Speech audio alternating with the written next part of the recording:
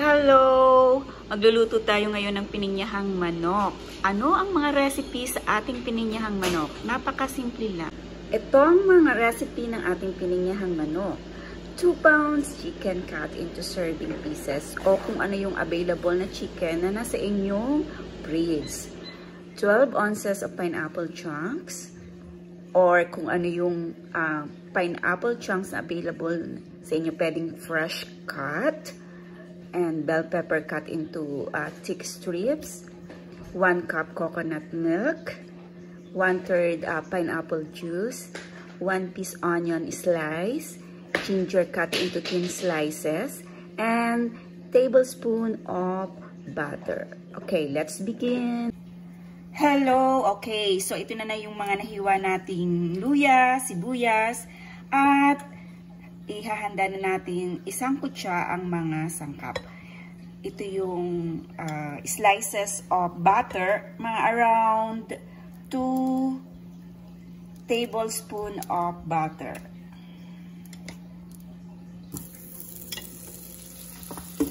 Okay.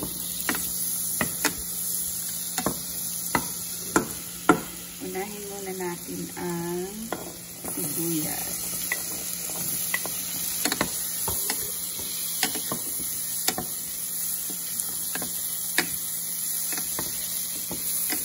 Okay, huwag niyo susunugin ang sibuyas. Ito yung cooking technique na pampasarap sa inyong niluto. Yung butter at saka sibuyas dapat hindi sunog. Tapos ilalagay niyo naman ang luya.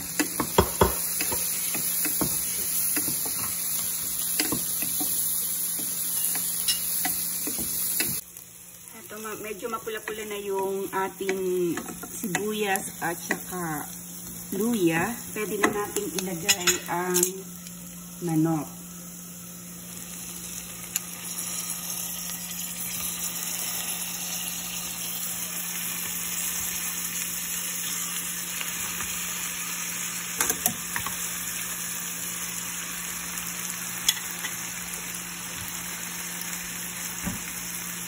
At lalagyan natin ng tubig. 1 cup of water.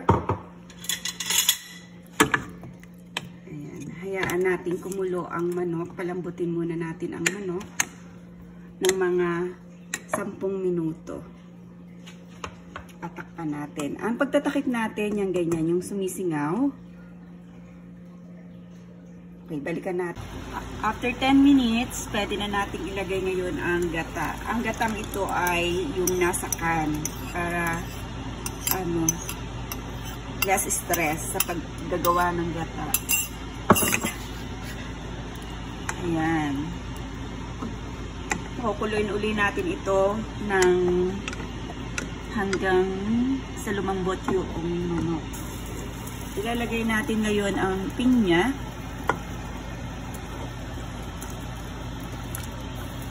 Para mas masarap. At lalagyan na natin ng magic syrup. 1 sachet of magic syrup. Pampalasa. Depende sa inyong timpla. So, ang technique sa pagluluto ay para lagi nyong titikman ang inyong niluluto from time to time. Pwede nyong lagyan ng konting asin. Pwedeng lagyan ng patis. Depende sa inyong panlasa. So, ang technique nga sa pagluluto ay parating titikman from time to time yung inyong niluluto. Okay, let's put a pinch of salt. And let's taste it.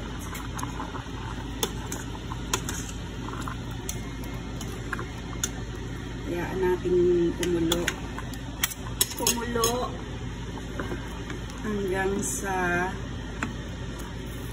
lumambot ang karne. Ito, malapit na siyang maluto. Pwede na natin siyang lagyan ng 1/3 cup of pineapple juice. Yan. So, nilagyan natin ng 1/3 cup pineapple juice para yung sweetness ng pineapple at saka yung gata ay malalasahan nyo. Tapos, lalagyan natin ng bell pepper. Sa huli ang bell pepper kasi madali lang itong maluto. Yan, pang garnish. So, yan. Luto na ang ating pininyahan ginataang manok. O, ayan. Luto na ang ating recipe for today. Ang ginataang pininyahang manok. That's it!